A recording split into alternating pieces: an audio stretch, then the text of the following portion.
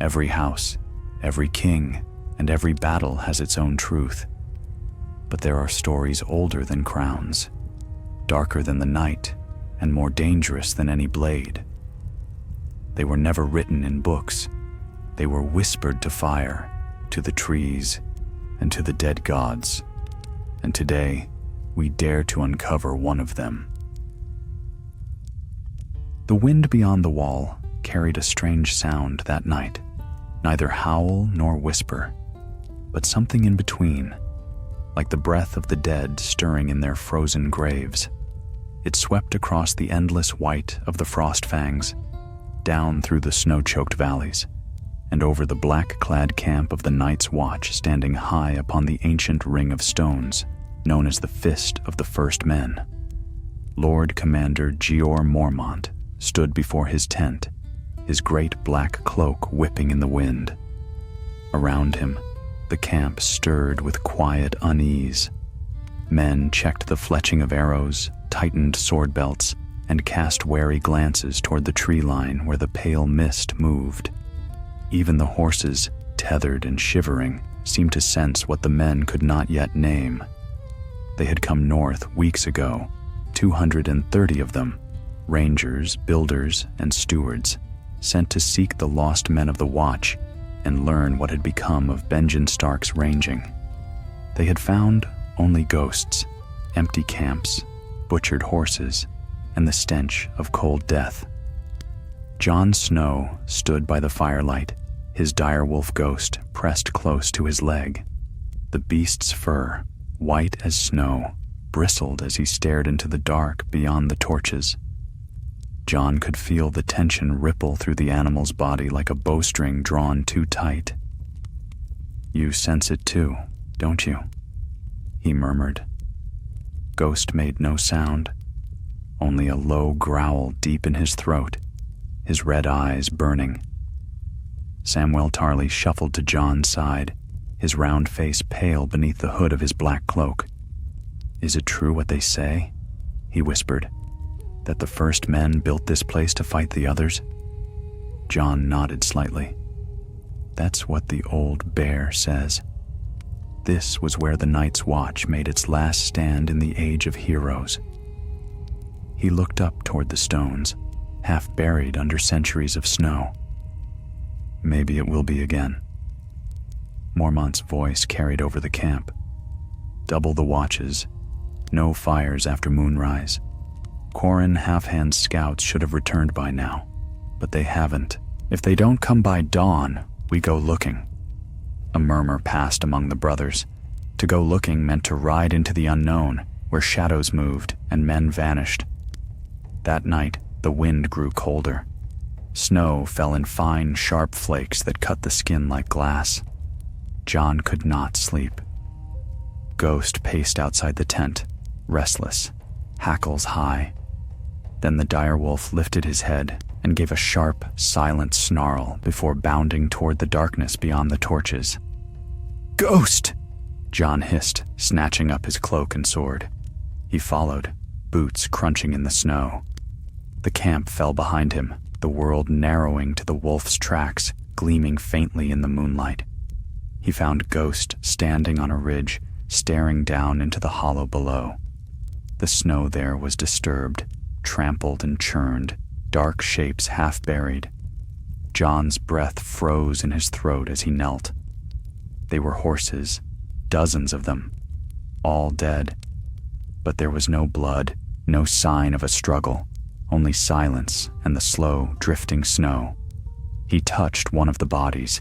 It was stiff with cold, eyes wide open and glazed with frost. The smell was strange, not rot, but something older, colder, like the scent of deep winter itself. Ghost whined softly and turned his head, ears pricked toward the shadows. Jon followed his gaze and saw movement among the trees, a shape, pale and tall, gliding soundlessly through the woods. Then another. He stepped back, heart hammering. "No," he whispered. "Not now." He turned and ran, Ghost at his side, snow flying from their boots. By the time he reached the camp, the horns were sounding.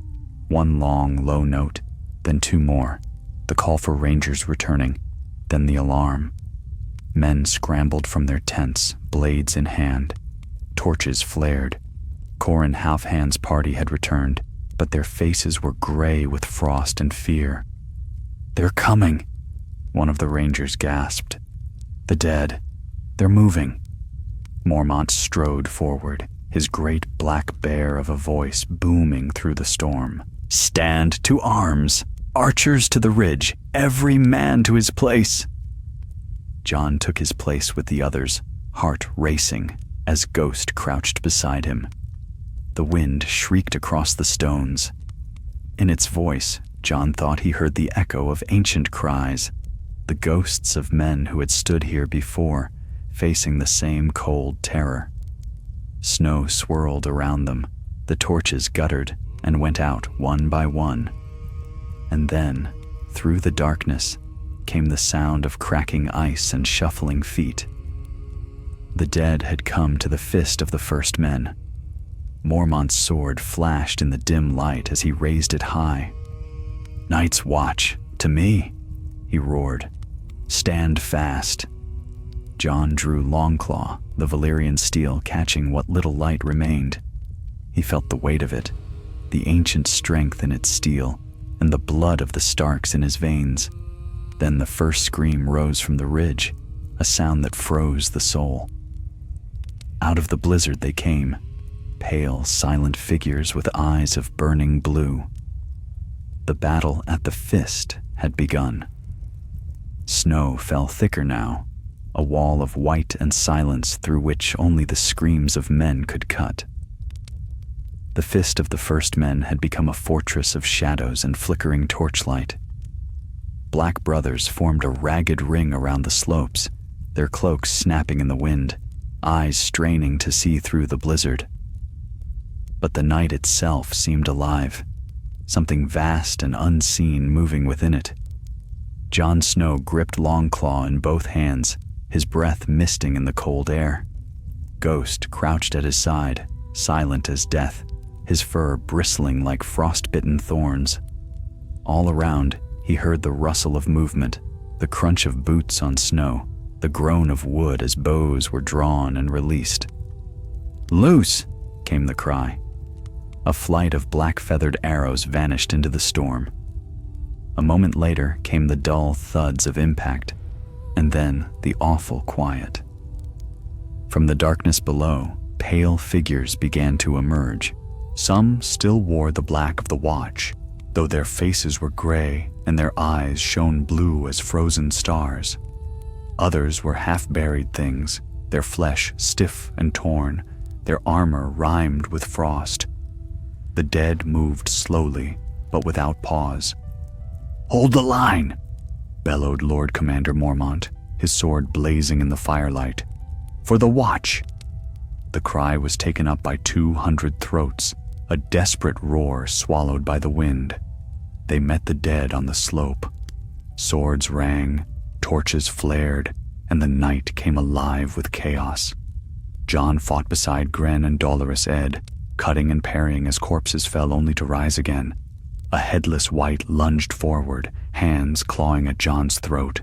He swung Longclaw in a swift arc, cleaving through bone and ice, and the thing collapsed in a heap, but its hands still twitched, fingers grasping at the snow.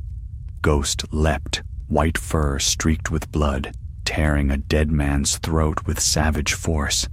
Yet even then the corpse clawed toward him, blue eyes burning with cold malice. Jon snatched a torch and thrust it into the creature's face. The flesh blackened and curled, the smell foul and sweet at once. "Fire!" shouted Mormont. "They hate the fire!" Samwell Tarly stumbled past, clutching a bundle of dragon-glass daggers wrapped in old leather. His hands shook as he handed them to Jon. "These were buried in the cache we found," he stammered. "Obsidian. It kills them." Jon nodded, gripping one by the hilt. The black glass gleamed faintly in the firelight. Sharp as sin, he drove it into the chest of a charging wight. The thing froze mid-step, its eyes dimming. and then it shattered into a rain of frost and bone dust. All around, men were dying. The ring was breaking. The wind howled like a living thing, full of voices not of this world.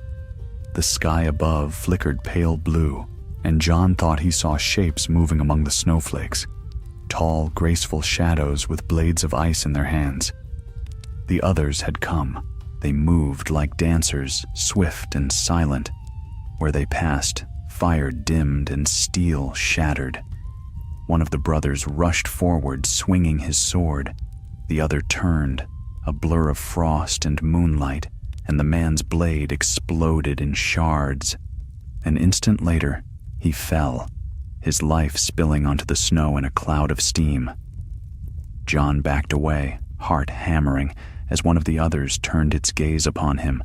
Its eyes were twin glaciers, ancient and pitiless. It moved with terrible grace, its weapon a sword of translucent crystal, leaving trails of mist in the air. "Come then," Jon whispered, lifting Longclaw. The Valyrian steel felt warm in his grip. They met at the edge of the firelight. Steel and ice clashed, and sparks flew like dying stars. The other struck faster than any man Jon had ever faced, its movements fluid, almost beautiful. Yet Longclaw held, its black ripples flashing silver as it caught each blow. Their blades locked, and for an instant Jon looked into the creature's eyes. He felt the weight of centuries there, cold, endless hunger. With a cry, he twisted and drove Longclaw forward. The blade passed clean through the other's chest. There was no blood, only a sound like breaking glass, and then the creature burst apart into a shower of frost. Jon fell to his knees, gasping. Ghost came bounding to him, muzzle red, eyes burning bright. The line was failing. The watch was being driven inward, step by step. "Fall back," Mormont roared. "To the ridge, form ranks." They retreated through the storm, dragging the wounded, leaving the dead. Sam stumbled beside Jon, sobbing quietly as he clutched his last dragonglass dagger. When they reached the crest of the fist, they found Dywyn the old forester pointing toward the heart of the hill, where the stones stood ancient and half-buried. "Something's wrong here," he said, voice trembling. "The ground, it's warm." Jon frowned. Snow melted in thin rivulets between the rocks. Beneath the surface, a faint red light pulsed, as if something deep below was waking. Then the earth shuddered. The dead paused mid-step, heads turning toward the center of the fist. A terrible hollow sound filled the air, a beating, slow and thunderous, like the heart of the world. The light grew brighter, spilling through cracks in the ground. "Back!" Mormont shouted, but it was too late. The earth split open, and a gust of heat swept over them, so sudden and fierce that it turned snow to steam. From the chasm rose a black stone slab, carved with runes older than memory. The others stopped advancing. For the first time, Jon saw hesitation in their pale eyes. They drew back, forming a ring around the rising stone. "What is it?" Sam whispered. Jon stared. Something buried, something they wanted. The wind screamed louder, and from the depths of the earth came a voice. Not words, but a sound that struck the soul. Men fell to their knees, clutching their heads. Even the others shuddered. Mormont raised his sword again, his face pale in the red light. "We hold!" he roared. "By the gods, we hold!" But the ancient magic of the fist had awakened, and what stirred below had no loyalty to man or watch. And as the snow turned to ash around them, Jon Snow realized that the battle for the fist was no longer about survival. It was about what would be unleashed if they failed. The sky had turned red over the fist of the first men, a crimson glare pulsing through the storm like the beat of a dying heart. The wind howled and hissed through the stones, carrying with it the scent of fire and death. Where snow had lain deep and soft, the ground now steamed and bled light. The ancient runes carved into the rising slab flickered, glowing brighter with each pulse from beneath the earth. Jon Snow stood at the edge of the chasm, the heat stinging his face. Ghost growled beside him, low and deep, every hair on his back raised. The direwolf's eyes burned red in the unnatural light. "Something sleeps down there," Jon muttered. "Something older than the wall itself." Samwell Tarly clutched his dragonglass dagger with trembling fingers. "The old story said the first men made pacts with the children," he whispered. "They fought the others together. Maybe they sealed something here to keep them back." Before Jon could answer, the ground shook again, harder. Stones cracked and tumbled down the slope. Men screamed, and from below, a terrible shriek split the night, a sound that made the marrow freeze and the air quiver. It was not the voice of man or beast, but something vast, cold, and wrong. Lord Commander Mormont, his cloak torn and blackened with soot, strode forward through the chaos. "Form ranks," he roared. "Don't let them break through." But the whites no longer advanced. They stood unmoving, staring toward the center of the fist as if awaiting command. Then, slowly, the mist parted, and the others began to retreat into the blizzard, gliding backward, their blue eyes fixed upon the stone slab that now blazed like molten iron. The brothers of the Night's Watch hesitated, unsure whether to pursue or flee. "Why are they withdrawing?" asked Gren, panting, blood on his face. Jon's answer came in a whisper. "Because they've done what they came to do." A deep rumble answered him. The slab split down the middle, a great seam of red light spilling upward. Snow melted to steam, and men staggered back, shielding their faces. Out of the rift rose a pillar of black mist, twisting like smoke, yet solid as iron. Faces moved within it, ancient, pale, and sorrowful. Sam fell to his knees, gasping. It's the memory of the dead," he stammered. "All the dead that fell here ages ago." But Jon saw more. In the heart of the mist, something took form, vague, enormous, with wings like broken shadows. A voice came from it, old as the mountains. "Who wakes me?"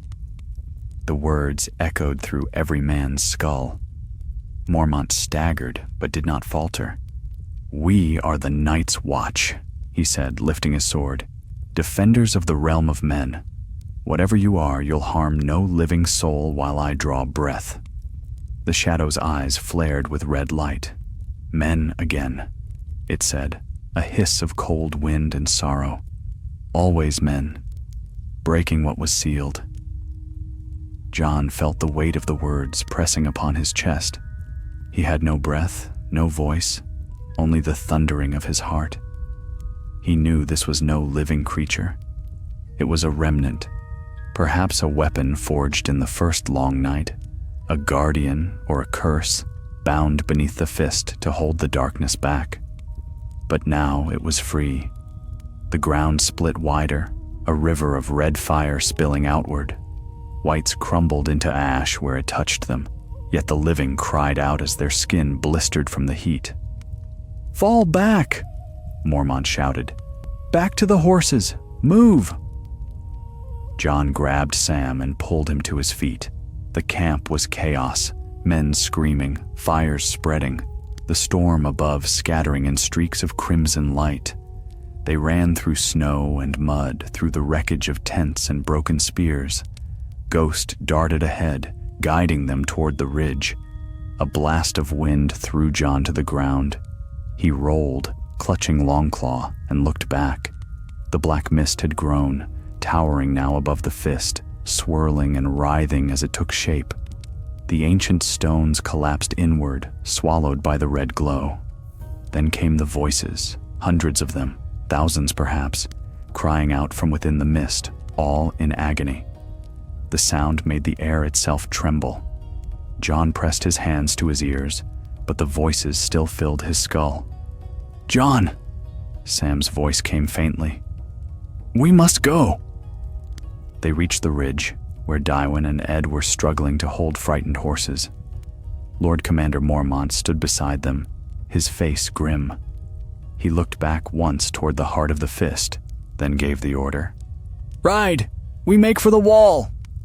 They fled into the storm, what few remained of the 200 men who had come north. Behind them, the red light pulsed brighter, then dimmed, swallowed by the falling snow. Hours passed, perhaps more. The wind screamed around them, and the world was nothing but darkness and ice. When at last they halted to rest the horses, only 50 men were left. The rest had fallen, scattered, or vanished into the night. Jon dismounted, shaking. His hands were raw and bleeding, his sword arm numb. Ghost pressed close to him, eyes never leaving the darkness behind. Mormont approached, his breath a white cloud. "What did we unleash back there, Snow?" Jon shook his head. Something the first men feared, something the others wanted freed. The old bear frowned, his gray beard crusted with ice. "We'll not speak of it now. The living must reach the wall before the dead do. Ride at first light." They made camp in the lee of a frozen ridge. The men huddled together for warmth, too spent even to speak. Sam sat apart, his round face hollow with fear. It was calling to them, he whispered when Jon approached. The others, the whites, that thing beneath the fist, it called to them like a master. Jon stared into the flames. Then it's not over. The others will come again, and stronger. Above them, the clouds broke for a moment, and pale starlight touched the snow. Far off, the red glow of the fist still flickered faintly, like an ember refusing to die. Jon looked toward it, his jaw set. "Whatever woke there," he said quietly, "belongs to the dawn of the world. And now it walks again in the night." Ghost raised his head and howled, the sound long and mournful, echoing across the frozen waste. And in the far distance, from the heart of the storm, the howl was answered. The morning came pale and cold, a thin light creeping over the haunted wilderness beyond the fist of the first men. Snow had fallen through the night, thick enough to bury the tracks of the retreating rangers. The wind had stilled, leaving behind a silence so deep that even the horse's breath sounded loud against it. The survivors of the night's watch rode in weary silence, black cloaks torn and stiff with frost.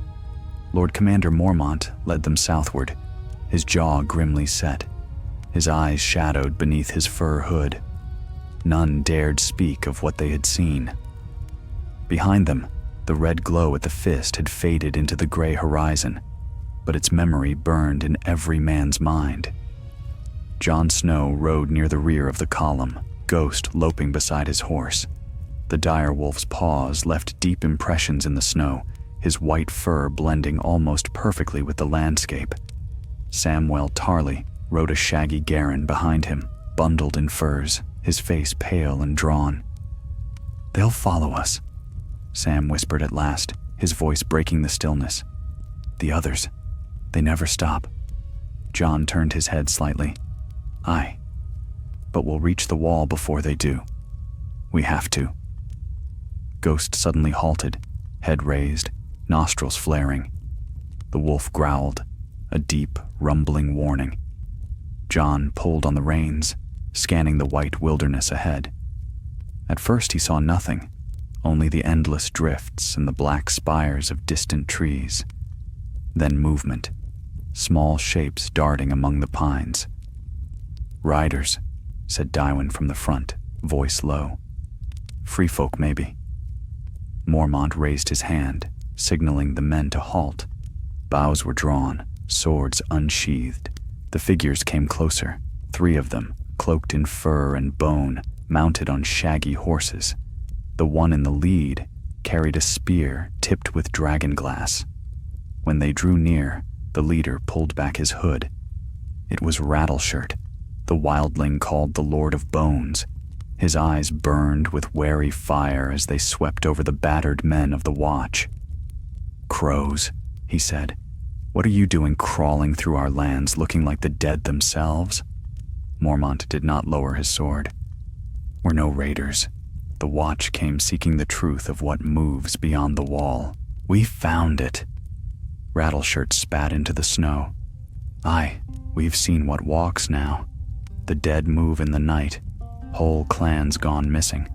The Frostfang passes black with shadows. You stirred something that should have slept forever, Crow." John's heart tightened. "You've seen the red light?" Rattleshirt's face darkened. "Aye, the ground burned for a night and a day. Even the Thens fled east. Whatever you woke, it's calling the dead to it." Before Mormont could reply, a horn sounded in the distance, a long, low note that seemed to come from everywhere and nowhere at once. The wildlings' horses shied, stamping nervously. "Others!" Rattleshirt hissed. "They're coming!" Mormont turned to his men. "Form the line! Archers on me!" Snow began to fall again, heavy and fast. Out of the white haze came dark shapes, men at first glance, but wrong in every way. Their movements were stiff, jerking, their eyes pale blue in the half-light. Whites, dozens of them. The living formed a ragged half-circle. Wildlings and Black Brothers stood shoulder to shoulder as the dead closed in. John drew Longclaw, feeling its familiar weight steady his hands. "Fire!" shouted Mormont. Arrows hissed through the air, some flaming, others tipped with dragon glass. The first rank of whites fell, only to rise again a moment later. The snow filled with smoke and shrieks. Rattleshirt fought like a madman, his bone armor clattering with every swing. Beside him, Sam clutched his dagger of obsidian, eyes wide with terror. A white lunged at him from behind, but Ghost was faster. The direwolf leapt, tearing its throat open with a crunch. "Stay with me," John cried, cutting down another of the dead. His sword left trails of mist as it passed through their flesh. Valyrian steel drank the cold. The battle raged in the storm's heart. Men slipped on the ice, blades shattered. Fire hissed out in the snow. One by one, the Black Brothers fell. Mormont fought like the bear whose name he bore, his sword rising and falling in great arcs. But the dead kept coming. Then, through the blizzard, came a sound that froze every heart. A voice, deep and ancient, echoing through the trees. The red glow flared once more in the distance. The whites halted, heads turning toward it, as if answering a call. The air grew colder still. The snow turned to shards of ice that bit into flesh. A tall figure appeared beyond the line of the trees, one of the others, riding a pale horse. Its armor was black glass, its sword thin as moonlight. The storm bent around it, obeying its will. John stepped forward, heart pounding. The other raised its blade in silent challenge. "John, no!" shouted Mormont, but it was too late. The creature glided forward, its horse's hooves making no sound. John met its charge, Longclaw raised high. Their blades clashed, sending a shower of frost and sparks. The impact numbed John's arm, but he held fast, parrying again and again. The other's eyes glowed with cruel amusement. It struck, too swift to see. The blade grazed John's shoulder, slicing through fur and mail as if through air. Pain burned cold as winter itself. John staggered, barely keeping his footing. The creature raised its sword for the killing blow. Then Sam shouted, high, desperate, and hurled his dragon glass dagger. It struck the other square in the chest. For an instant, nothing happened. Then the creature screamed, a sound that made the air crack. Its armor shattered, its form dissolving into mist. The pale horse reared and vanished into the storm. Silence followed, broken only by the hiss of falling snow. The whites collapsed, lifeless once more. The living stood trembling, too stunned to cheer. Sam sank to his knees, gasping. Did I kill it? Jon gripped his shoulder, wincing. You did. Mormont approached, staring into the white emptiness where the other had been. You've saved us all, Tarly, but it's not over. Rattleshirt wiped blood from his face, breathing hard. Not over, no. That was only one of them. More will come. He glanced toward the south, where the faint red glow still pulsed beneath the clouds. And whatever you woke, Crow, it calls to them still. Jon looked into the storm, his jaw tightening. The cold bit deep, but he scarcely felt it. Then we ride for the wall, he said, before the night itself follows. The survivors gathered what they could. The dead were left where they fell. As they turned south, the snow began again, soft, silent, and endless. High above the fist, hidden in the clouds, a faint light moved, something vast and winged, its shadow passing over the mountains before vanishing into the dawn. None saw it but Ghost, whose red eyes followed its flight with unblinking dread.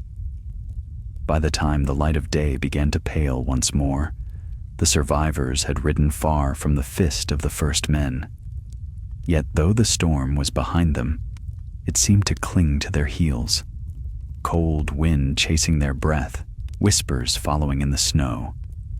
They were fewer than 40 now, wildlings and black brothers alike, bound by terror rather than trust. The wildlings called the fist-cursed ground and muttered prayers to old gods that even Mormont did not know. They rode in silence through the haunted forest. Snow draped the pines in heavy white cloaks, and the world seemed empty, as though the north itself held its breath. Jon Snow rode at the front beside the Lord Commander, Ghost padding ahead like a wraith. The direwolf's red eyes gleamed whenever the clouds broke. Sam rode close behind, his face hidden in his hood, muttering to himself. Mormont's voice broke the stillness. We will reach Craster's Keep before another night falls, or we freeze in the dark. Whatever follows us, we face it there. Rattleshirt spat into the snow. Your crow walls won't save you, old bear. The dead don't care for stone or fire. Mormont glared at him. Then let them come. I'll meet them with steel in my hand. No one argued. The men were too tired for words. The sun slid lower, a dull red wound on the horizon. When they reached the edge of a frozen river, they made camp. Fires crackled weakly in the snow, their smoke rising straight into the still air. Jon could not rest. The wound on his shoulder throbbed where the other's sword had grazed him, a deep, cold ache that no fire eased. Ghost lay beside him, head resting on his paws, but the direwolf's ears twitched at every sound. He rose and moved a little away from the fire, staring north. The snow there glowed faintly, a reflection of the red light that still pulsed beyond the mountains. You see it too, said a quiet voice behind him. Jon turned. It was Sam, his face pale in the firelight. It hasn't gone out, Sam murmured. The glow from the fist. Even from here you can see it. It shouldn't be possible. Jon nodded grimly. It's not a fire. It's something older. Magic, maybe. Sam hesitated. You think it was the children, or the first men? Jon looked toward the horizon. I don't know, but whatever it is, the others fear it, and yet they serve it too. They stood together in silence for a while, listening to the wind sigh through the trees. Then Ghost stiffened, rising to his feet. A low growl rumbled in his chest. Jon's hand went to Longclaw. What is it, boy? The direwolf stared into the darkness across the river. There, faintly, something moved, a flicker of pale blue like a distant torch, then another and another. "The dead," Sam breathed. "They've found us." Jon turned and shouted, "To arms!" The camp erupted in confusion. Men scrambled for weapons, kicking snow over the fires. The wildlings cursed and reached for their spears. Mormont's great bear's voice boomed through the night. "Form ranks, shields and torches.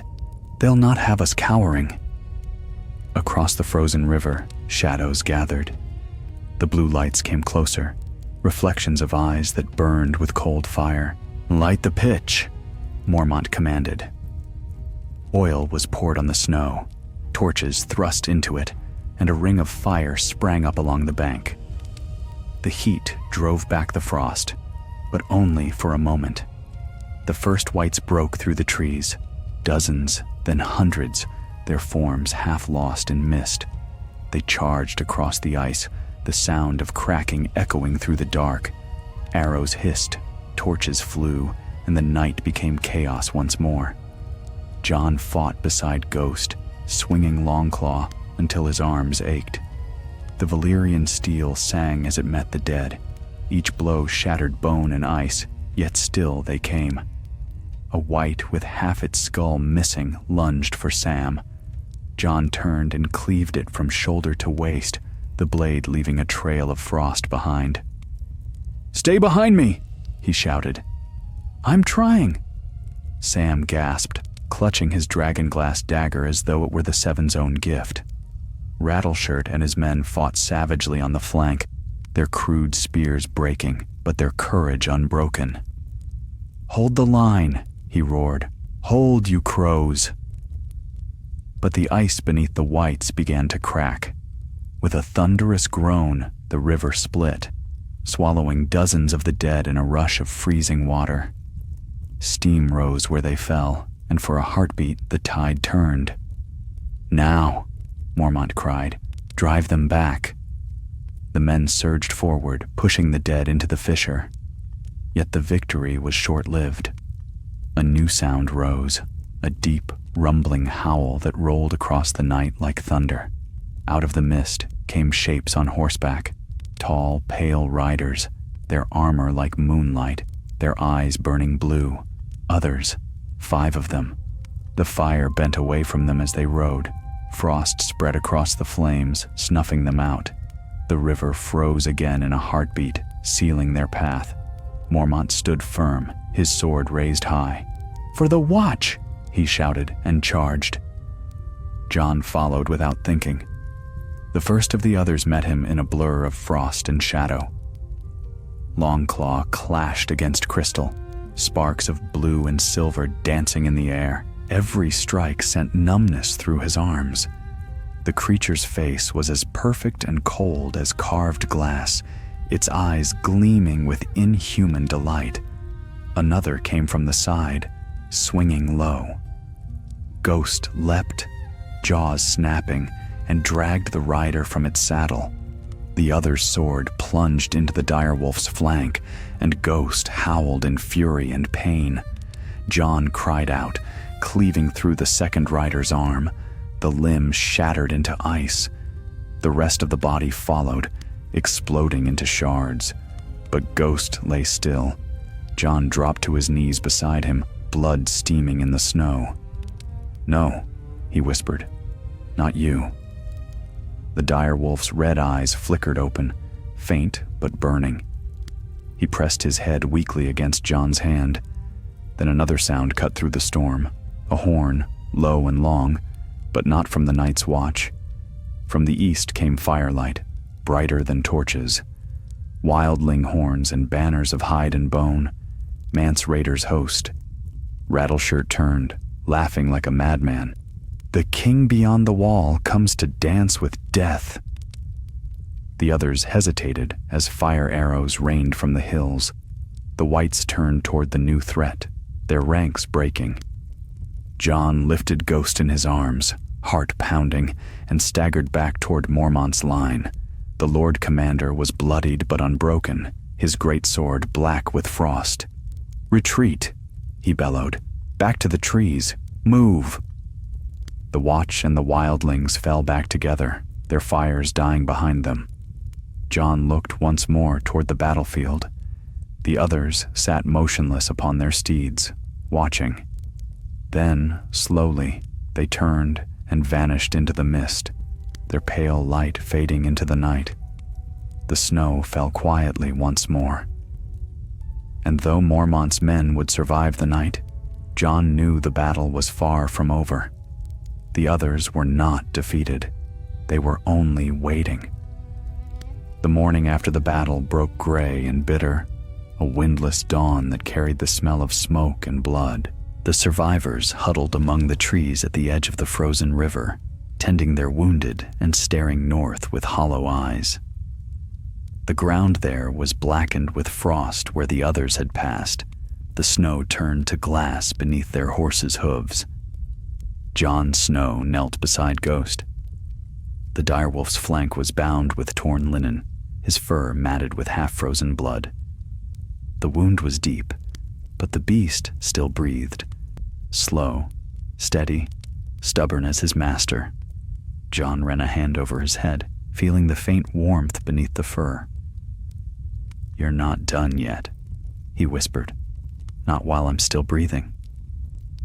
Samwell Tarly crouched beside him, his round face drawn with worry. "He'll live, won't he?" Jon nodded, though the truth was uncertain. "He's strong. He's a Stark." Around them, the camp stirred weakly to life. Mormont moved among the men, a grim figure of black and frost. He had taken a blow to the shoulder, and his beard was clotted with ice, but his eyes burned bright. "We ride at first light," he said to no one in particular. "Every hour we linger, we invite the dead to finish what they began." Rattleshirt stood near the fire, sharpening his bone spear. His laughter was harsh as a crow's. "Ride where, old bear? The woods are crawling with shadows. You think your wall will save you?" Mormont's gaze turned hard. "The wall is not just stone. It's the strength of every man who's ever sworn the oath. And yes, I think it will hold." The wildling sneered but said no more. As the men packed their scant supplies, Jon climbed a low rise to survey the land. The storm had passed, leaving the world white and still. Far to the north, the faint red glow that marked the fist of the first men still pulsed, a heart that refused to die. He could feel it, even from here, a distant hum in the blood, as if something beneath the ice was whispering his name. When he returned to the camp, Sam was waiting for him, clutching a bundle wrapped in oilcloth. "I found this," he said. "It was in the snow where we fought. A stone, but it's warm." He unwrapped it carefully. Within lay a black shard of rock, smooth and gleaming as obsidian, yet faintly red beneath the surface, as if lit from within. Jon touched it, and heat pulsed against his palm. "Dragon glass," Jon murmured, "but not like any I've seen." Sam nodded quickly. "The light at the fist, it came from below. I think this is a piece of whatever was buried there." Mormont joined them, frowning. "Keep it close. The others feared that glow. If it harms them, we may yet live to reach the wall." So Jon wrapped the stone in cloth once more and tied it to his belt. They rode south as the day waned, the sun hidden behind veils of thin gray cloud. The forest grew thicker, the trees ancient and gnarled, their roots twisting through the snow like the bones of giants. The silence pressed down upon them, broken only by the creak of saddles and the crunch of hooves. By dusk, they came upon a narrow gorge. Steam rose from cracks in the ice, and the air smelled faintly of sulfur. Hot springs, Jon realized, rare warmth in a dead land. "We make camp here," Mormont decided. "The heat will hide us from the cold and perhaps from worse." The men worked quickly, grateful for the warmth. Fires were lit, and for the first time in days, the wind did not bite so sharply. Yet Jon could not rest. The strange stone weighed heavy at his side, pulsing faintly as though alive. He drew it from its wrappings and held it up. The red light within throbbed slowly, in rhythm with his heartbeat. For an instant, he thought he saw shapes moving in its depths, shadows twisting like smoke. A voice whispered faintly in the back of his mind. He could not make out the words, but the tone was clear, ancient, sorrowful, and commanding. Jon dropped the stone, his breath catching. It landed softly in the snow, still glowing. "Jon?" Sam's voice startled him. The fat boy stood at the edge of the firelight, rubbing his hands together. "Are you well?" Jon hesitated. It spoke. Sam blinked. "The stone?" Jon nodded. "I heard it, just for a moment. It said nothing I could understand, but it wasn't human." Sam paled. "You think it's the same voice we heard at the fist?" "Maybe." Jon knelt and picked up the shard again. It was cool now, lifeless. Or maybe it's something older still. They sat in uneasy silence. Beyond the circle of firelight, the forest seemed to listen. Later that night, Jon dreamed. He stood once more upon the fist of the first men, but the world was aflame. The snow burned red. The sky split with lightning. From the fissure in the earth rose a figure cloaked in shadow, a giant wreathed in smoke, its eyes twin stars of crimson. Around it swirled the dead, kneeling in worship. "Blood of the first men," the voice rumbled, echoing like thunder in his skull. "Breaker of the wall, come forth." Jon tried to speak, but his mouth filled with ash. He felt the stone burning at his side, pulsing like a second heart. The shadow raised its hand, and the wall itself appeared before them, stretching vast and pale beneath the stars. Cracks spread across its surface, red light bleeding through. Jon woke with a start, drenched in sweat. The fire had burned low, and the night was utterly still. Ghost slept beside him, breath shallow but steady. Sam snored softly a few feet away. He rose quietly and stepped into the cold. The sky was clear, the moon full and white. Snow glittered like ground glass beneath its light. For a moment, it was almost peaceful. Then, from the trees, came a faint sound, footsteps, slow and deliberate. Jon drew Longclaw. "Who goes there?" A figure stepped into the open, a man in a black cloak rimed with frost. His face was gray, his eyes dull and lifeless, yet something about him was horribly familiar. "Benjen," Jon whispered. His uncle's corpse tilted its head. Ice rimed his beard, and his lips moved as though struggling to speak. Then, in a voice that was not his own, it rasped, "It wakes Jon Snow. The old gods stir. The fire calls to blood." Jon staggered back, heart pounding. "No, you're dead." Benjen's body smiled, thin and cold. "Dead, and yet not. The wall is weakening. You have felt it." The shard at Jon's side burned suddenly hot. He ripped it free, holding it between them. The light flared bright red, and Benjen's form began to smoke, hissing like water on steel. "Run," the corpse whispered, its voice cracking apart. "Before the dawn breaks you." Then it fell, lifeless once more, melting into the snow like a shadow undone by morning. Jon stood trembling, the shard glowing fiercely in his hand. Behind him, the camp stirred at the sound, men shouting and reaching for weapons. He looked toward the north, where the red pulse still beat beneath the mountains, and whispered into the cold, "What are you?" The stone pulsed once more in answer, and in its glow he thought he saw a face, vast, terrible, and ancient, smiling. Dawn bled slowly across the sky, a pale smear of light struggling against the weight of cloud and shadow. The camp was quiet, blanketed in a heavy stillness. Even the horses seemed subdued, stamping nervously as if aware of what had walked among them in the dark. Jon Snow stood apart from the others, the strange shard of red glowing obsidian clutched in his hand. The warmth of it throbbed faintly through his glove, a steady pulse like a heartbeat that was not his own.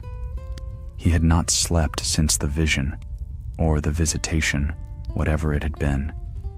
The words of the thing wearing Benjen's face echoed still in his mind. "Before the dawn breaks you."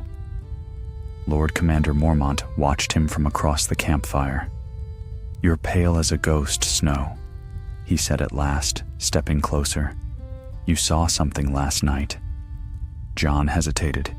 He wanted to tell him about the apparition, the voice, the stone that burned like living flesh, but some instinct bade him hold his tongue. The shard rested against his chest, hot even through the cloth. "A dream," he lied. "Only that." The old bear's eyes were shrewd. "Dreams in this place have teeth. Mine, they don't bite you before you wake." He moved on, barking orders to break camp.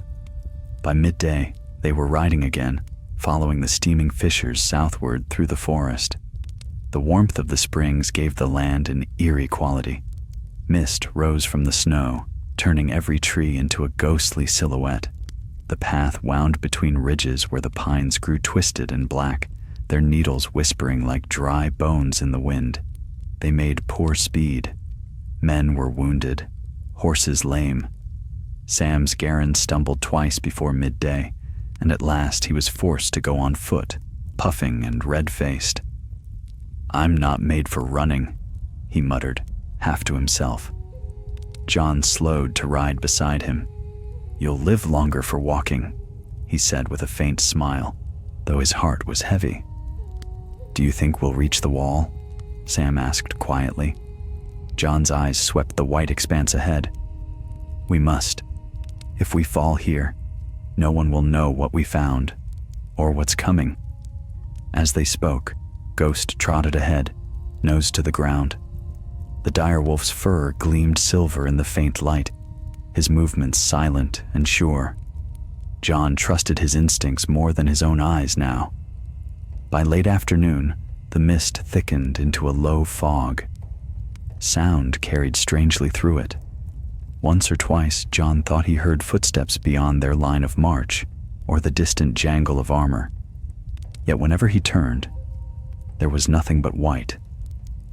They halted at sunset near a cluster of standing stones half buried in the snow. The air there was strangely still. Rattleshirt refused to approach them, muttering in the wildling tongue. "Old places," he said. "Cursed before your wall was ever dreamed of. We shouldn't linger." But Mormont was unmoved. "We sleep here," he said. "The ridge gives us cover, and I'd wager the dead fear the ground they cannot claim." The men raised their tents beneath the stones. Fires were lit, and rations of salt pork and hard bread passed around. For a time, there was almost peace, the weary peace of men too exhausted for fear. Jon sat apart with Sam and a handful of others. The shard of obsidian lay hidden in his cloak, though he could feel it burning against his ribs. He stared into the fire, watching the flames curl and twist. Every now and again he thought he saw shapes moving in them, wings perhaps, or shadows of things too vast to name. "Jon," Sam whispered, "do you hear that?" Jon lifted his head. At first he heard only the crackle of the fire, then faintly, a distant hum, low and mournful, like a horn blown beneath the earth. The others rose, glancing about uneasily. The sound grew louder, thrumming through the ground beneath their feet. Ghost snarled, hackles high, and the horses began to whinny and stamp. "Form ranks!" Mormont shouted. "Torches, quickly now!" Men scrambled for weapons. The mist was moving, thickening, rolling toward them like a living thing. Out of it came flickers of light, blue and cold, dancing between the stones. Then came the whisper of movement, 1,000 soft footfalls, and the scrape of frost over stone. Jon's heart hammered. They found us. The first white appeared at the edge of the firelight. A woman, her face frozen in a rictus of terror, eyes burning blue. Then more followed, dozens, then scores, silent as the falling snow. The dead surrounded the camp in a wide ring. "Hold your ground," Mormont's sword flashed as he raised it high. "Remember your vows." Flaming torches hissed as men thrust them toward the encroaching dead. Some of the whites recoiled, but others pressed forward, heedless of fire. The battle began in an instant. Jon fought like a man in a dream. Longclaw bit through ice and flesh alike, the Valyrian steel shining like a star in the gloom. Around him men screamed, fire crackled, and the night filled with the stench of burning corpses. Sam stood behind him, thrusting with his dragon-glass dagger whenever a white drew near. The dead came in endless waves. They fought without fear, without pain, without pause. For every one that fell, 2 more took its place. Then, above the din, came a cry, a sound not made by mortal lungs. From the mist beyond the stones emerged a figure taller than any man, clad in armor of pale ice. Its eyes burned like blue fire. An other. Jon turned to meet it, but before he could move, the shard at his breast flared red-hot. The creature halted, its gaze snapping toward him. The light reflected in its eyes, crimson against blue. It raised its sword, a blade of frost that shimmered with deadly light, and pointed straight at him. "You feel it too, don't you?" Jon murmured. The shard pulsed faster, and warmth spread through his chest, fierce and wild. The other glided forward. Frost formed on the stones where it passed. Jon met its charge, their blades clashing in a burst of light. The impact drove him back to one knee, but Longclaw held. The red glow of the shard flared brighter, and for an instant the other faltered, its sword wavering. "Now!" Jon shouted. Mormont and the others surged forward. Fire and steel met ice, and the night filled with blinding light. The air cracked like thunder. When the glare faded, the other was gone, vanished into a storm of frost. The whites fell lifeless around them, their blue eyes extinguished. For a moment, there was silence. Then a low, rumbling sound rolled through the ground, the same deep hum that had haunted Jon's dreams. The stones themselves seemed to vibrate. From the center of the ring, the snow began to melt, revealing dark soil beneath. The earth heaved once, twice, and then split open. A column of red light burst skyward, and from the depths rose a black obelisk, etched with runes that burned like molten metal. It stood taller than a tower, humming with ancient power. The men fell back in terror. Mormont raised a hand to shield his eyes. "7 save us," he breathed. Jon felt the shard at his breast answering the light, pulsing in rhythm with the obelisk's glow. He could feel something stirring within it, a presence vast and old as the dawn. The voice returned, rolling through his mind like thunder. "Blood of the first men. The gate weakens. The fire must wake." He staggered, clutching his chest. "What are you?" The answer came not in words, but in visions. The wall, shattering like glass, the sea frozen to the horizon, and beneath it all, fire, red and gold and living. Then the light dimmed, leaving only darkness. The obelisk stood silent, the runes fading to cold stone. The night returned, still and black. The men stood staring, breath steaming in the air. Mormont's voice came at last, low and grim. "Whatever sleeps beneath this land," he said, "it will not sleep much longer." Jon could not speak. The shard in his hand had gone cold, but its weight was heavier than ever. He looked toward the south, where the wall waited, tall, silent, and unknowing, and felt a chill deeper than any winter wind. The dawn had not yet come, and when it did, he feared it might burn red. The next day dawned gray and brittle, the kind of light that holds no warmth. The forest around the standing stones was hushed, as if every living thing had fled. The red glow that had burst from the earth had faded, yet a faint tremor still ran through the ground beneath their feet, like the heartbeat of something vast and buried. Lord Commander Mormont called the men together before sunrise. The Black brothers stood in silence, their faces hollow, their eyes ringed with weariness. Even the wildlings, who had mocked fear itself, seemed subdued. "The dead are broken for now," Mormont said, his voice deep and rough as gravel. "But the storm will come again, and we are far from the wall. We ride south, and we ride hard. No more detours, no more rest than what keeps the horses standing. We are the last of the watch beyond the wall, and we will not die here." A murmur passed among the men, half hope, half despair.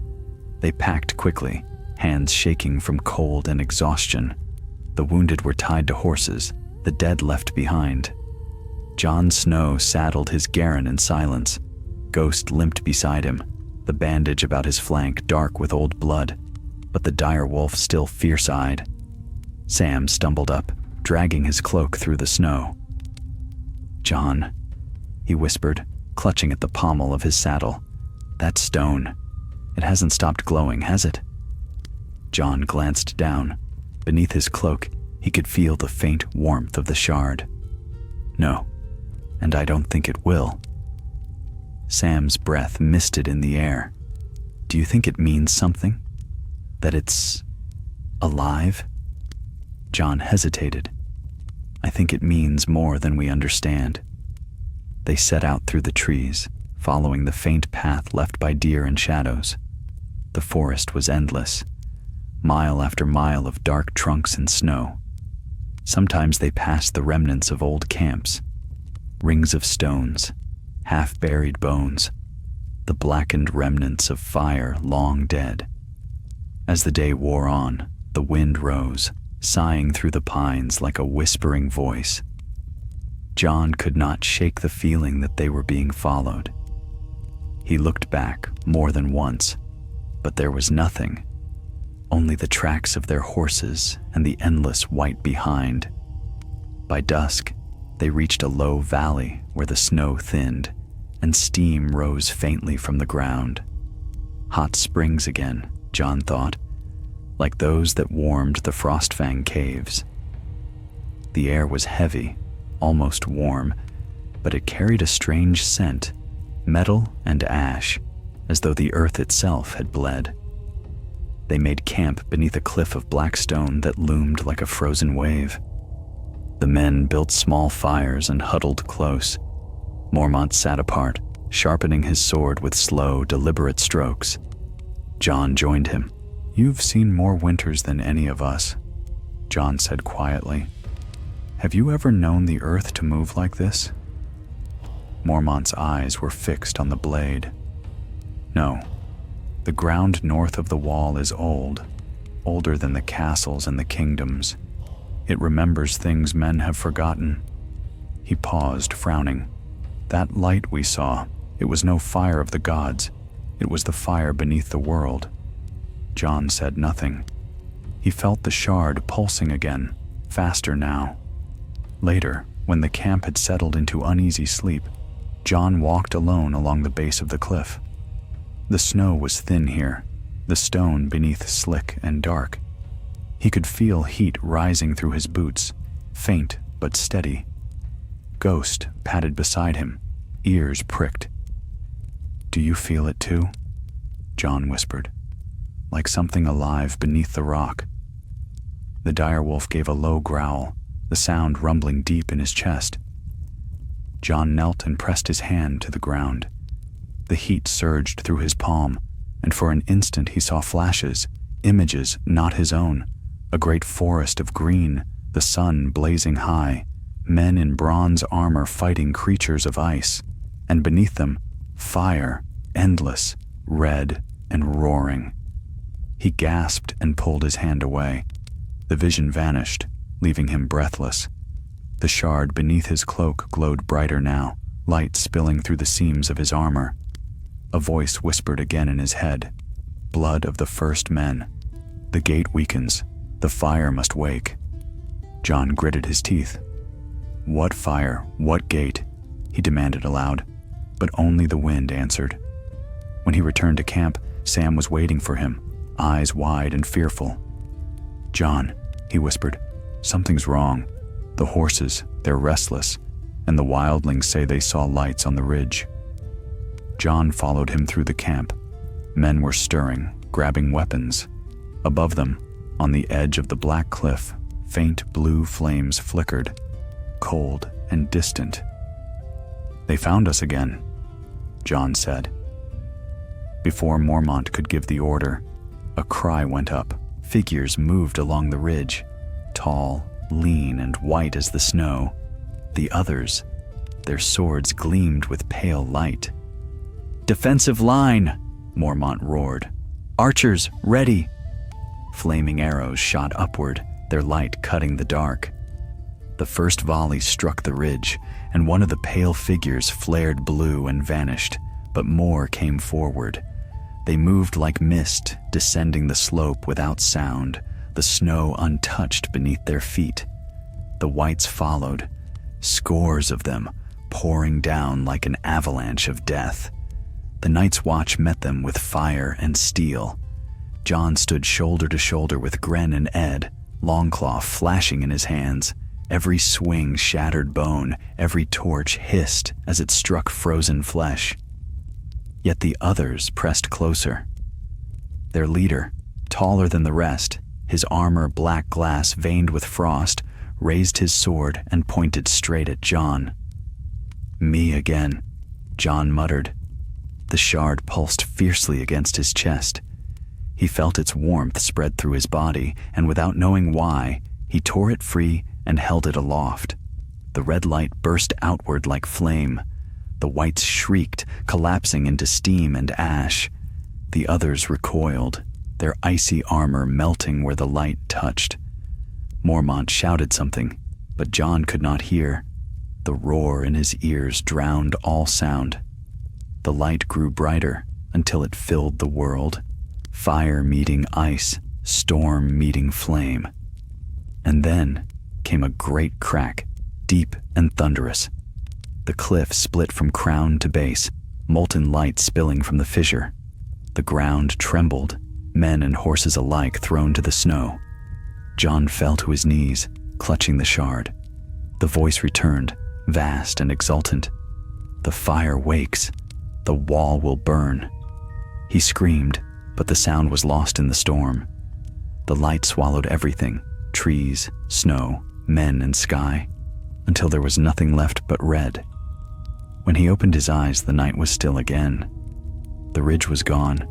Half of it collapsed into smoking ruin. The others had vanished, but so had half the men. Sam was kneeling beside him, shaking his shoulder. Jon, are you hurt?" Jon blinked, the world swimming back into focus. The shard lay cold and dark in the snow beside him, its light extinguished. Mormont limped over, blood streaking his cheek. He looked to the fallen cliff and then to Jon. "What did you do?" Jon stared at the shard. "I don't know," he said softly, "but it wasn't me who woke it." Mormont's gaze was heavy. "Then we are caught between the dead and something worse." Above them, the sky rippled with strange colors, green and red and gold, like fire behind a curtain of ice. The air was heavy, humming with unseen power. Jon rose slowly, Ghost pressing close to his leg. "Whatever happened here," he said, "it's only begun." And as he looked southward, where the wall waited unseen beyond leagues of forest, Jon felt the faint tremor still running through the earth. It was not fading, it was spreading. The storm had passed, but the silence it left was worse. The air hung heavy, trembling with the memory of fire and thunder. Smoke drifted in thin coils from the broken cliff, staining the gray sky. The ground beneath was scorched black where molten light had spilled, and patches of snow hissed still, melting in quiet defiance of the cold. Lord Commander Mormont stood amid the wreckage, leaning on his sword. Around him the remnants of his company moved like ghosts, half a dozen here, another few beyond the shattered ridge. Of the men who had marched north from the fist of the first men, fewer than 20 now lived.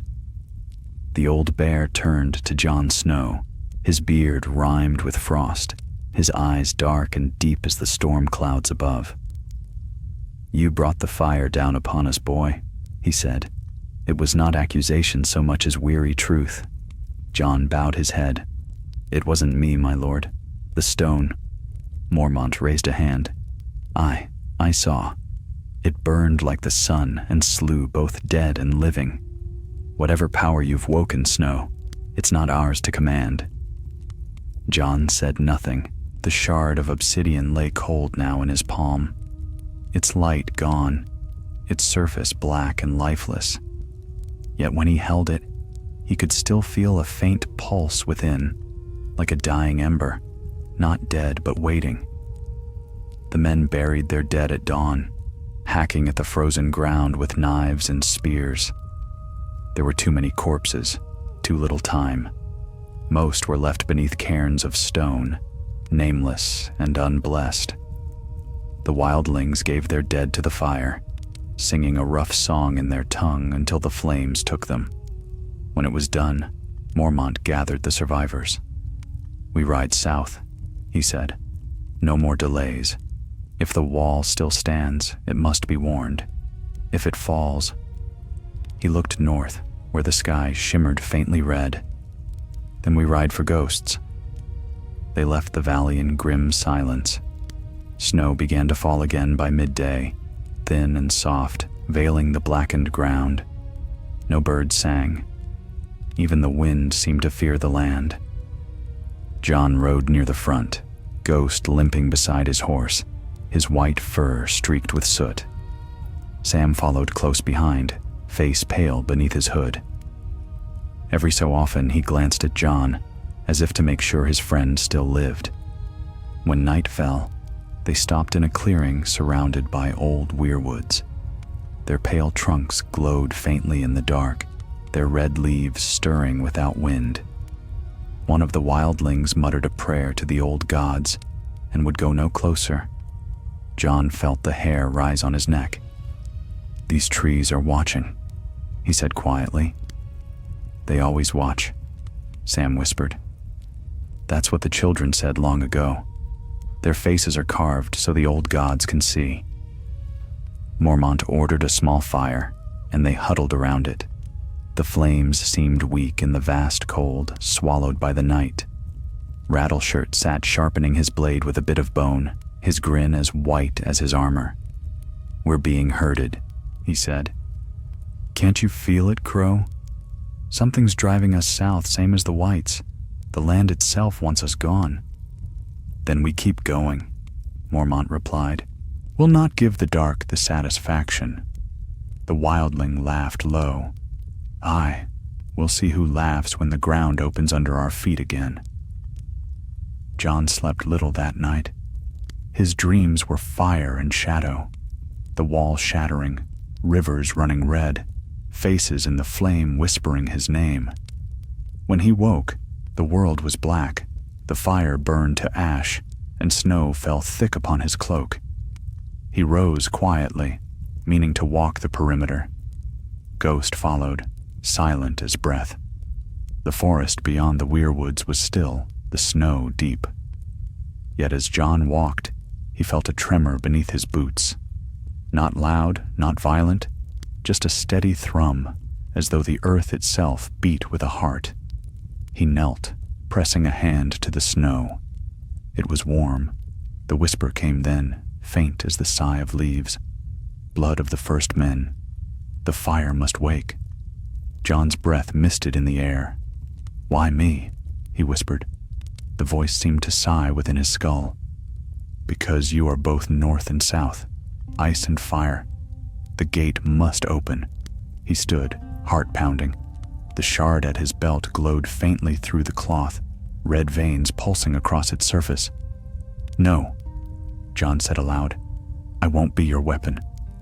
The wind stirred, soft and mocking. "You already are." Ghost gave a sharp bark, breaking the spell. The forest went still again. Jon turned back toward the camp, but movement caught his eye, a flicker of light between the trees. Blue, cold, and cruel. "Others," he hissed. He ran, snow spraying behind him. The horn blew once, twice. Men scrambled from sleep, grabbing weapons. Mormont was already on his feet, sword drawn. From the woods came the dead, scores of them, their pale eyes burning, their hands clawing through the snow. At their head rode a tall figure armored in frost, its blade gleaming with starlight. Mormont roared and met them with steel. "For the Watch!"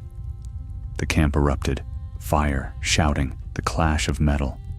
Jon drew Longclaw and charged to meet the rider.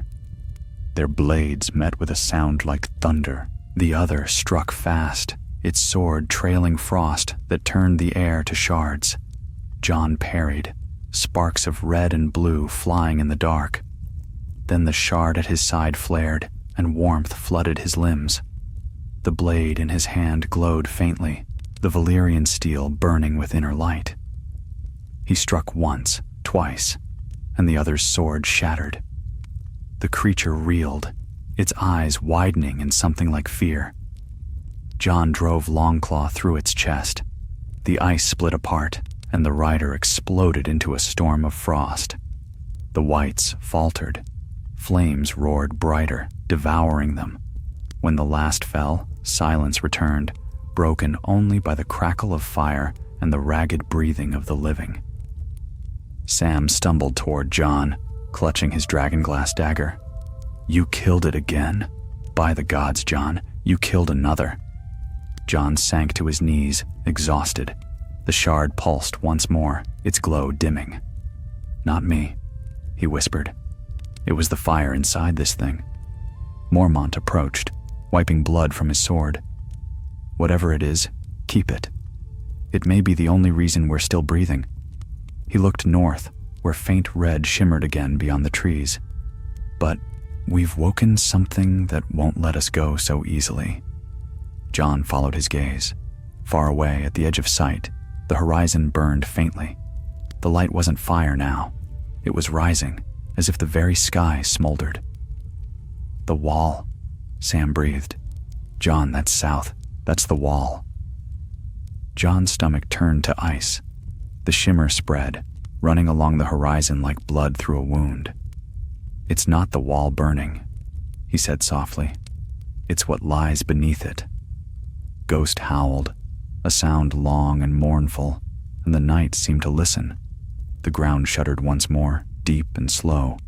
Snow fell from the branches like ash, and from far, far away, the echo of a horn answered the howl, a sound so vast it shook the marrow of the world. Once, twice, thrice. The horn of winter had been blown. The sound rolled over the wilderness like thunder from the bones of the world. The horn's call was deep and long, a sound that did not end when breath failed, but echoed on and on, shaking the very air. Men fell to their knees, horses screamed and reared. The forest itself seemed to shudder. Snow slid from the trees in great sheets, and cracks raced through the frozen earth.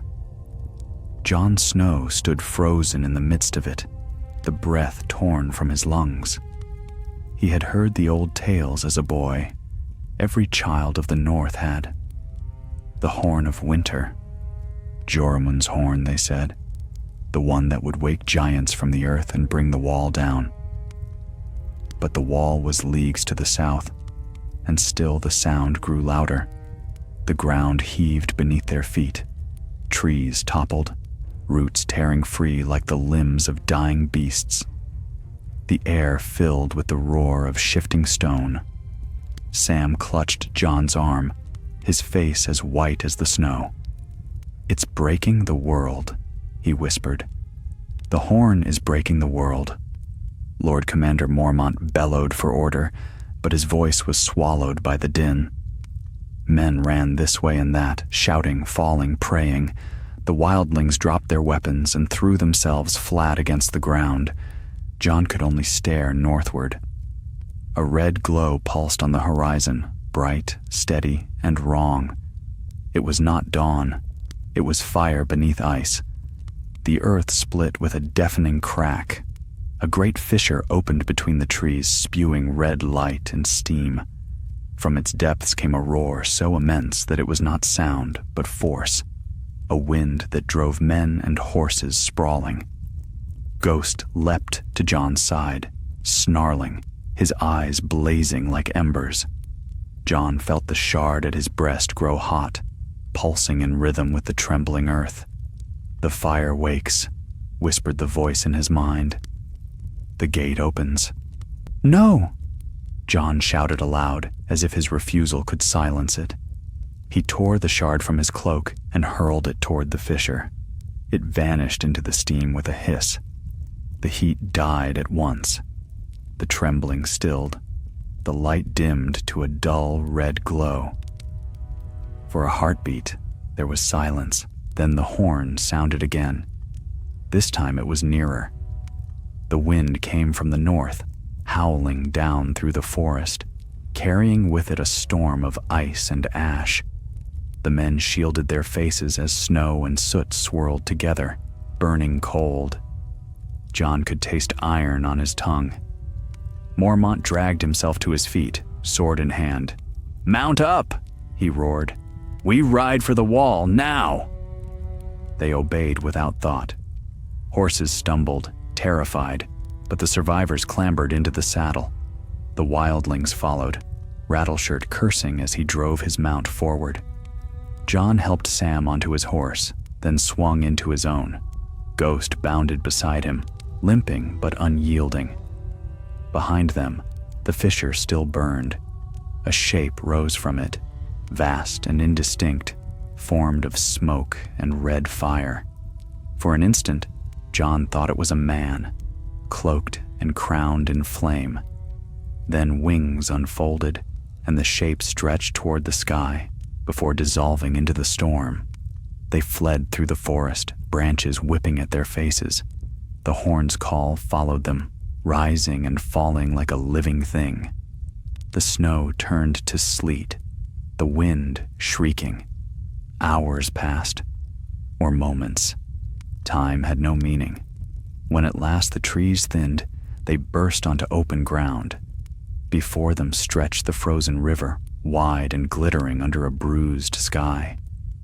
Mormont halted the column.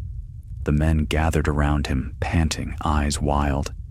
Behind them, the forest burned with a dim red light, though no flame touched the trees. "What was it?" Gren gasped. "By the gods, what have we woken?" Mormont's gaze turned to Jon. "You saw more than the rest of us know. Speak." Jon swallowed hard. Something beneath the fist. Something the first men buried. The others wanted it freed. I think the horn... He glanced northward. The horn is part of it. A key. A summons. The Lord Commander looked toward the horizon, where the faint shimmer of the wall might have been. "Then the wall must hold," he said, "or there will be no south left to ride to." They crossed the river at dusk. The ice cracked beneath their horses, but held. On the far bank, they found an old wildling camp, half buried in snow. Mormont ordered a halt. The men were near collapse. Even the horses could go no farther. Jon built a small fire and sat with Sam beside it. Neither spoke for a long time. The flames were small and mean, barely enough to hold the cold at bay. At last, Sam said, "You threw it away?" "The stone." Jon nodded. "It was killing us. It called to whatever lies beneath the ice. Maybe now it's done." Sam stared into the fire. "Do you think the horn truly brought down the wall?" John didn't answer. He looked south instead, and his heart turned to ice. The horizon was lit with a strange light, blue-white, sharp as lightning but steady as dawn. It ran in a long, thin line, stretching from one edge of the world to the other. The wall. It was glowing. A rumble filled the air, distant but growing, the sound of falling stone. "No," John whispered. "No. Please, no." The wall trembled. Even here, leagues away, he could feel it, the shaking of something ancient and immense. A pillar of white mist rose into the sky, then another and another. The light flared blindingly bright. Then, slowly, it began to fall. The sound came a moment later, a sound so vast it broke the air, a roar that rolled across the land like the voice of gods. The wall was breaking. Sam covered his face, weeping openly. "The realm," he said through his tears. "The realm of men is lost." John could not move. The wall that had stood 8,000 years was crumbling before his eyes. Shards of blue ice rose into the air, spinning like shattered glass, before falling in a storm of ruin. The glow faded at last, leaving only darkness. The horizon was gone, swallowed by night and snow. Mormont's voice came from behind him, low and grim. "If the wall has fallen, there's no safety left in this world." John turned to him, eyes burning. "Then we make our own safety. We ride for Castle Black. We warn whoever still lives. If the wall is broken, the war begins tonight." Mormont stared into the black sky. "Aye," he said at last. "Tonight, the long night begins anew." The men looked southward, toward a realm they might never see again. The wind shifted, carrying with it the smell of salt and distant smoke. Ghost raised his head and howled. The sound was answered, far off, by another, deep, long, and cold. The others were coming, and behind them, perhaps, something even worse. John mounted his horse, the weight of the fallen world pressing on his shoulders. "Ride," he said. "Ride before the dawn breaks us all." They turned south, the last flicker of men in a wilderness gone dark, as the echoes of the horn faded into silence. Behind them, the red light began to burn once more beneath the snow. The dawn that followed was no dawn at all, only a dim gray glow that could scarce be called light. The sky hung low and heavy, the color of old iron. Ash drifted through the air instead of snow, and every breath tasted faintly of smoke and cold. They rode in silence across the frozen plain, the few that still lived of Mormont's host. The horses stumbled, gaunt and frostbitten. The men were little better. Ghost padded beside John's mount, white against the gray, his breath steaming. The wind blew from the south now, strange and warm, carrying the distant scent of brine. Behind them lay ruin. When the wall fell, the wind had carried its cry for leagues. Even now, when John looked back, he could see the thin pall of mist where it had once stood, a faint, shimmering scar across the sky. Mormont rode ahead, his black cloak torn and stiff with frost. His great bear's voice had grown hoarse from command, but still he barked orders. Still he pressed them on. He would not stop. The Lord Commander of the Night's Watch did not yield to despair. By midday they reached the foothills where the forest began again. The trees were black, charred to husks by some fire older than men's torches. They passed between them in single file, the silence broken only by the creak of saddle leather and the crunch of ice beneath the horses' hooves. Sam rode close beside John. His eyes were red, his voice barely a whisper. "You think the wall is truly gone?" John did not answer at once. "Gone, aye, but not ended. The stones have fallen, but the magic that bound them, I feel it still." He looked southward, Something holds yet, even in ruin. Sam clutched his cloak tighter. And what of the others? They'll come, Jon said simply. They always come. They made camp that night in the shadow of a dead weirwood. Its white bark was cracked, its red leaves shriveled to dust. Beneath it lay bones, men's and beasts alike, half buried beneath the ice. The men built no fires. Even the thought of flame seemed fragile, unfit for such a place. Mormont gathered them near the tree and spoke low. We've seen the wall fall, yet we still live. That's reason enough to stand. South of here, there are villages, farms, keeps. If the dead march, those folk must be warned. We are the watch still, oath-bound till death. Remember that.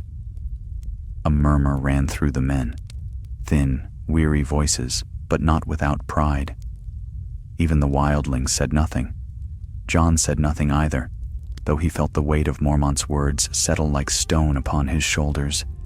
He stared at the weirwood's face, the hollow eyes carved in the bark, the mouth twisted in silent scream. The old gods watched, though whether in pity or indifference he could not tell. That night, sleep brought him no peace. He dreamed again of the red fire beneath the ice, of wings and ash and a voice that called his name. Ice and fire are one, it whispered. The gate stands open. The dawn shall bleed. He woke to Ghost's growl. The direwolf stood rigid, staring into the dark trees beyond the camp. Jon rose, hand going to Longclaw's hilt. The air was still, the night deep as pitch. Then he saw it, light between the trunks, faint and flickering. Blue light. Rouse the men, he hissed to Sam. The camp stirred. Mormont was up at once, sword drawn. The men formed a half circle, shields ready. From the shadows came figures, tall, lean, and pale, their eyes twin stars of ice. The others, Mormont breathed. There were 5 of them, moving like dancers through the trees. Their armor shone like crystal, their swords thin as glass. They did not speak, did not rush. They simply came forward, sure of the death that followed in their wake. Mormont raised his sword. For the watch! Fire met frost again. Jon fought beside the Lord Commander, Longclaw flashing in the dim light. Each clash of steel and ice sent waves of cold through his limbs. Ghost leapt among the whites that poured from the dark, his jaws snapping, his white fur streaked with black blood. Sam stabbed with his dragon-glass dagger, his hands trembling but true. A white fell at his feet, its flesh smoking where the blade had pierced. One of the others turned its gaze upon Jon. It raised its blade, blue mist swirling around it. Jon braced for the blow, but the shard. He froze. The shard he had cast away at the fissure. It was glowing again. Beneath his cloak, against his chest where he had thought it lost. It pulsed red, hot as a living coal. The other hesitated, tilting its head. Jon tore the shard free and held it aloft. The red light flared, brighter than the moon. The others shrieked, a sound sharp enough to split stone, and reeled back. The men stared, their faces lit crimson. Mormont stepped beside Jon, his sword raised. "Use it!" he shouted. Jon thrust the shard toward the nearest of the others. It flared white hot, and the creature burst apart, shards of ice scattering like rain. The light spread, spilling across the clearing. The remaining others shrank from it, their forms breaking into mist. When it ended, the night was still once more. The only sound was the hiss of melting frost. Mormont wiped his blade clean on the snow. "7 save us," he muttered. "You carry the fire of the gods." Jon stared at the shard in his hand. It no longer glowed, though faint warmth still clung to it. "Not gods," he said softly. "Something older." Sam approached, shivering. "It saved us again. But Jon, what if it's not done? What if it keeps waking the things beneath? Jon closed his fist around the shard. Then it will answer to me, not them. The old bear gave a low grunt. Careful, boy. Fire obeys no man for long. They slept little after that. The sky had begun to pale when Jon climbed a low rise and looked south. Far away, through the haze of distance and snow, a faint light shimmered. Not blue now, nor red, gold. The wall burns, he murmured. But it was not fire, it was sunlight. The first true dawn since the horn had sounded crept over the land, soft and thin as a dream. The light touched the dead forest, glinting on ice, and for the first time in many days, Jon felt something other than dread. Hope, faint and perilous. He turned back toward the camp. The men were stirring, their faces drawn but alive. Mormont stood by the dead weirwood, looking eastward with tired eyes. Mount up, he said when Jon approached. We ride while the sun still shines. It may be our last light for a long while. Jon nodded and climbed into the saddle. Ghost trotted ahead, tail low but eyes bright. The company moved south once more, leaving behind the frozen dead and the whispering trees.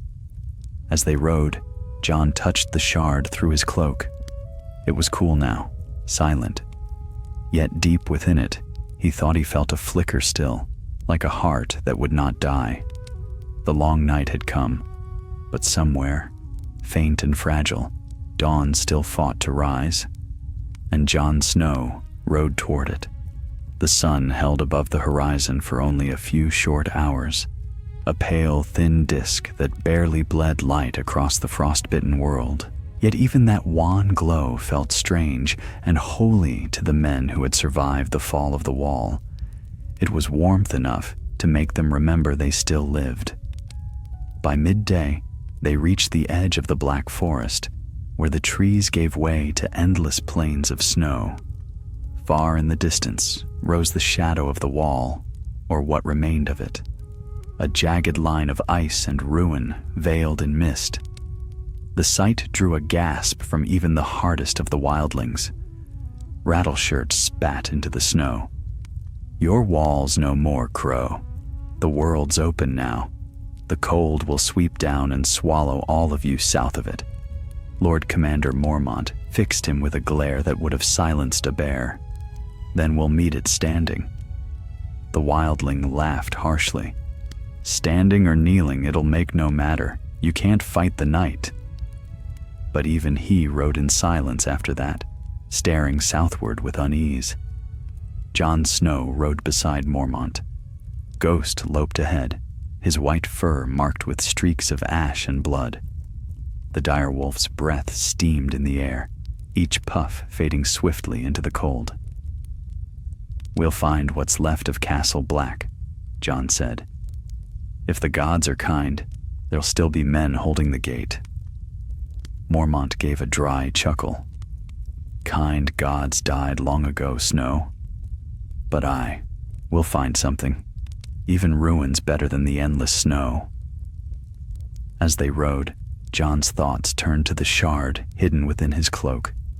It no longer glowed, but he could feel it there still, faintly warm, as though asleep. The memory of its fire haunted him. You are ice and fire, the voice had said. The gate stands open.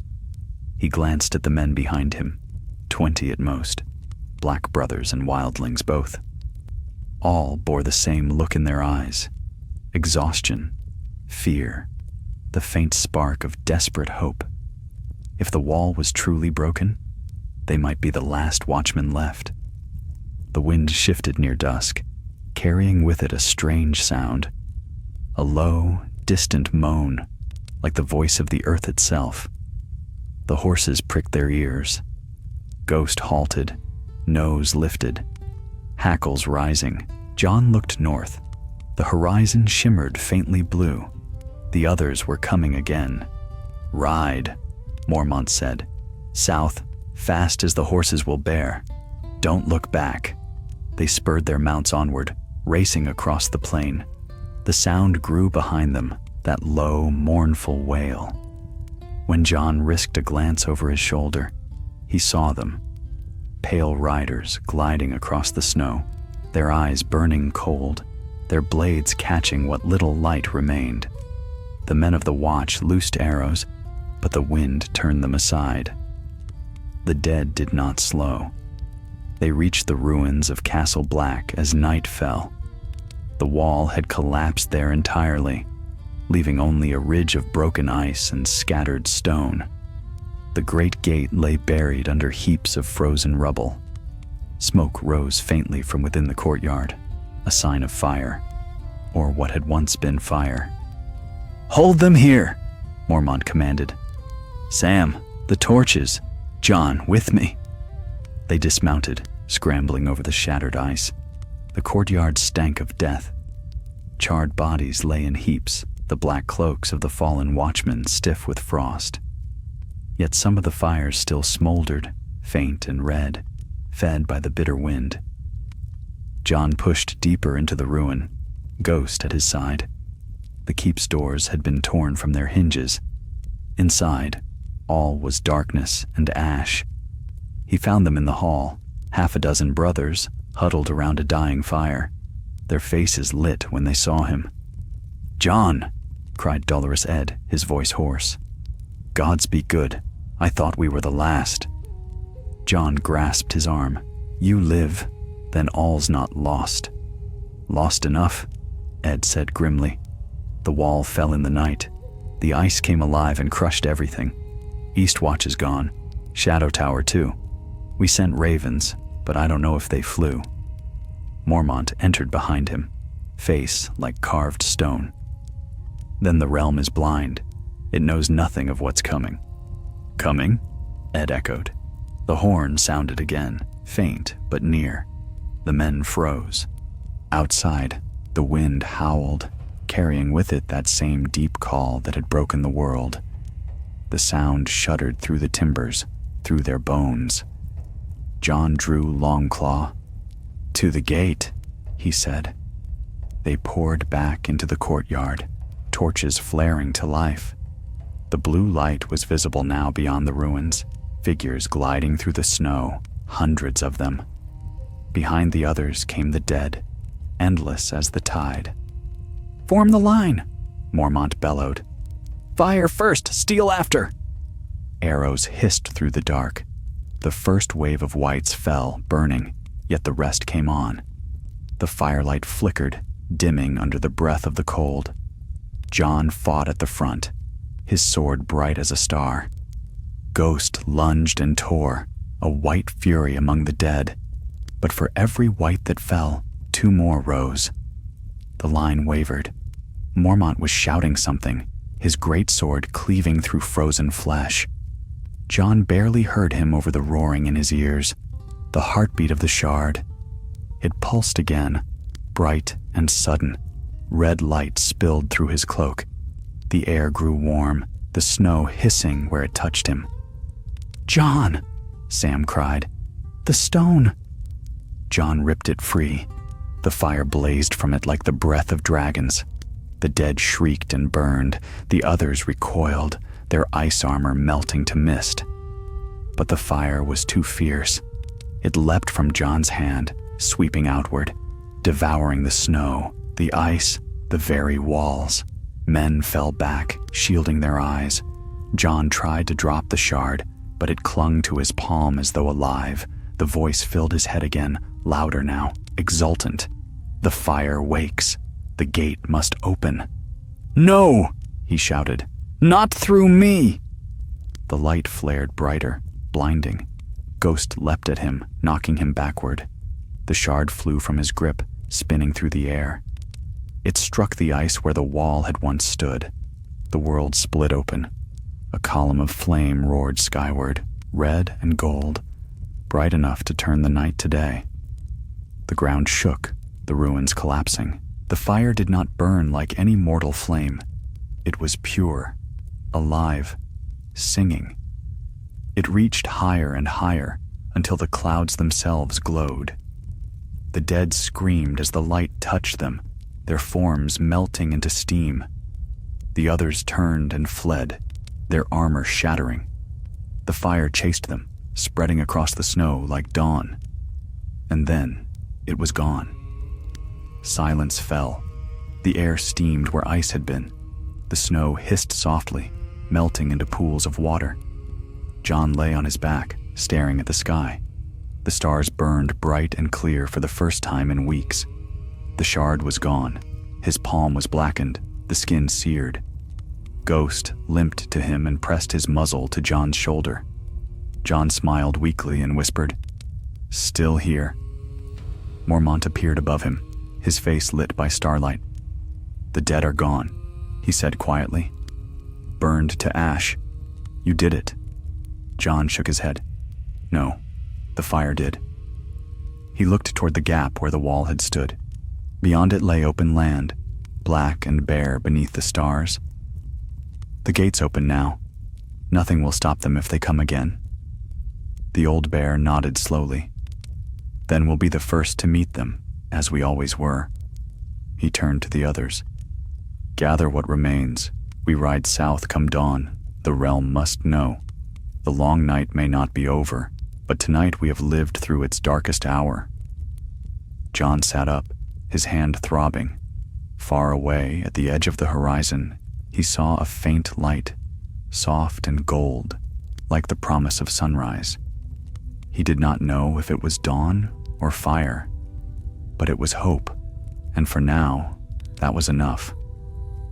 The light that rose upon the morning after the battle was unlike any dawn the North had ever seen. It spread not in gold, but in pale silver, washing the world in quiet gleam.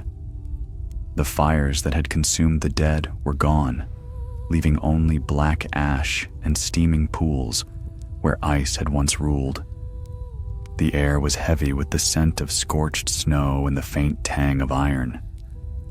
Jon Snow stood upon the ruin of the wall. What had been once a mountain of ice now lay broken and scattered across the land in frozen shards, glittering like glass beneath the weak sun. He felt no triumph, only the deep, steady hum of the earth beneath his boots, as if the world itself breathed again after long suffocation. Ghost prowled beside him, his red eyes reflecting the strange new light. The direwolf moved slowly, favoring one leg, but his head was high, his muzzle lifted to the wind. He gave a low growl that faded into the distance, more a warning than threat. Lord Commander Mormont climbed the slope to stand beside Jon. His face was gray with exhaustion, his beard rimed with frost and soot. He looked south, toward the white horizon where the wall had been. "So it's true," he said quietly. "The wall is gone." Jon nodded. "Gone, aye, but the fire sealed what ice could not. The dead are scattered." "Scattered," Mormont said, his voice flat. "Not destroyed. They always return. But this time..." He squinted toward the east, where faint light shimmered through the mist. "This time, something's changed." Below them, the survivors of the Night's Watch and the free folk gathered around small fires. They were few, perhaps 24 in all. Their faces were gaunt, their cloaks torn, yet their eyes held the dull gleam of those who had looked into death's face and lived. Rattleshirt crouched near the nearest fire, stripping the meat from a charred bone. "You crows broke the sky itself," he said with a harsh laugh. "The wall's gone, the land's burned, and the wind tastes of blood. You think your gods will thank you for it?" Mormont ignored him. "We move south before nightfall," he said to Jon. "We'll ride to the nearest holdfast, if any still stand. The realm must know what's come." Jon nodded, but did not move. His gaze lingered northward, where the wind blew cold and clean across the endless waste. "There's something still stirring out there," he said. "I can feel it. The fire ended the battle, but not the war." Mormont rested a hand on his shoulder. "Aye, but wars are fought by the living, not ghosts. You've done enough for one night." The old bear descended the slope, calling for the men to ready what horses remained. Jon stayed where he was, the wind tugging at his cloak. He could still feel the shard's warmth against his skin, though it was gone, burned to dust in the fire it had unleashed. Yet in his dreams, it still pulsed, a red light behind closed eyes. Ice and fire are one, the voice had told him. He did not know what that meant. He only knew that the wall's fall was not an ending. It was a beginning. Sam came trudging up the slope, face flushed beneath his hood. He carried a bundle wrapped in torn cloth. "Jon," he said, breathless, "I found this in the wreckage. It was where the shard struck the ground." He unwrapped it. Inside lay a sliver of black stone, small as a man's finger, but it glimmered faintly with red veins. Jon reached out, hesitated, then took it. The warmth that met his fingers was faint, gentle, almost tender. "It isn't dead," Sam said quietly.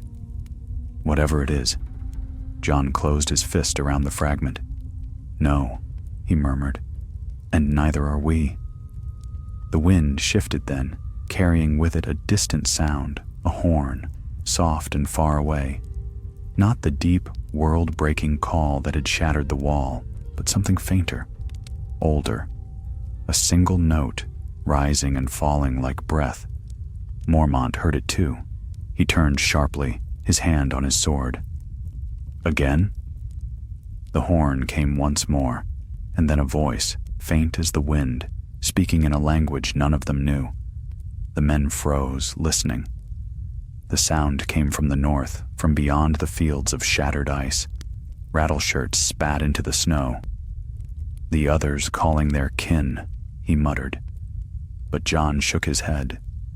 "No, this isn't their song." He moved forward, down the slope, Ghost padding at his heel. The others watched, but did not follow. He walked to the edge of the broken wall, where the ice rose in jagged spires. The horn sounded again, and through the mist he saw shapes, tall and thin, moving with grace no white ever knew. Their eyes were not blue, but green, and their cloaks shimmered like leaves in sunlight. "The children," Jon breathed. One stepped forward, no taller than a child, but ancient in bearing. Its skin was pale as birch bark, its hair white as frost. "Long have we waited," it said, its voice like wind through trees. "The wall has fallen, and the world wakes. Fire and ice are joined again." Jon's heart pounded. "You know what happened? Tell me, what was it? What did we free?" The child's green eyes met his. "Not free, awakened. The fire beneath the world stirs once more. You cannot unmake what was forged in the dawn of time." Sam had come up behind him, trembling. "If the fire's awake, will it destroy us all?" The child looked southward, toward the faint golden horizon. "It will cleanse," it said simply, "and then remake." Jon clenched his hand around the fragment. "I'll not let it burn what's left of mankind. If I must fight flame with frost, I will." The child inclined its head. "You were born to stand between. Stark blood, yet dragon's fire burns in you. The dawn will not rise without shadow." Then it turned and vanished into the mist. Jon stood long after it was gone, the wind cold on his face. Ghost whined softly beside him. At last he turned back toward the camp, where the men waited amid ruin. "They'll come again," Mormont said when Jon rejoined him. "The others, the fire, whatever gods rule this cursed land. But the watch will hold, as it always has." Jon looked south. "We'll hold," he agreed. "But not here. The fight's moved beyond the wall now. It's all one realm, one war." Mormont nodded slowly. "Then ride, Lord Snow. Take word to the south. Tell them the wall's fallen and the night walks again." Jon met his gaze. "And you?" "I'll keep the watch," even if there's no wall left to guard. Jon clasped his arm, then turned to mount his horse. Sam rode beside him, silent and pale. Ghost bounded ahead, a white shadow against the snow. As they rode south, the sky deepened to red and gold. The sun broke through the clouds at last, spilling light across the shattered land. It touched the ice, the ruins, the faces of the weary men. For the first time in an age, warmth returned to the north. Jon looked back only once. The ruins of the wall glimmered in the distance, vast and broken. Beyond them, faint and flickering, a red glow burned beneath the snow. He did not know whether it was the fire's heart or the world's soul awakening. But as the sun climbed higher, Jon Snow whispered to the wind, "The long night ends when we make it end." And he rode on, toward the dawn that waited.